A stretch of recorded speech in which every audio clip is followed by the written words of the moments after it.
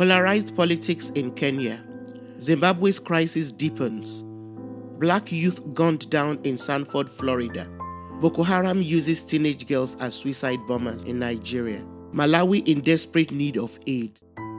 Black women still face concrete ceiling in Canada. Sierra Leone yet to recover from the ravages of Ebola. Bodies of 24 African migrants swept ashore in Italy. Cholera kills 200 in Haiti. 12 Nigerians sold in Libya for $400 each. The list goes on and on. These are headlines from news around the world on any given day.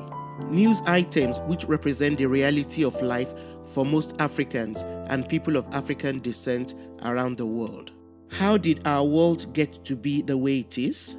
How do we mobilize to hold people who are supposed to be our political leaders to account? What are we doing to find solutions to the so-called African condition? How do we resist the ascendance of blatantly racist regimes like the Trump presidency in the US, or Vladimir Putin's apparent neo-colonial aspirations, and the daily increase in the popularity of ultra-right politics in most parts of Europe? Just who is looking out to challenge China's aggressive economic colonization of Africa? How do we equip ourselves and future generations if all we know about our past is a narrative which focuses only on internecine wars, transatlantic slavery, and colonization without a proper grounding in how these events came into being? Sankofa is a series which explores the intricacies of Africa and its increasingly prominent diaspora.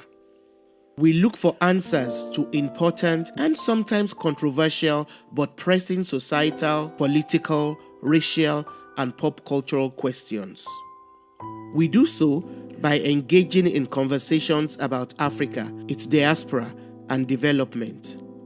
We do this through various frameworks such as history, literature, gender, violence, be it sexual, domestic, political, or what have you, and how these shape Africa's distinctive politics.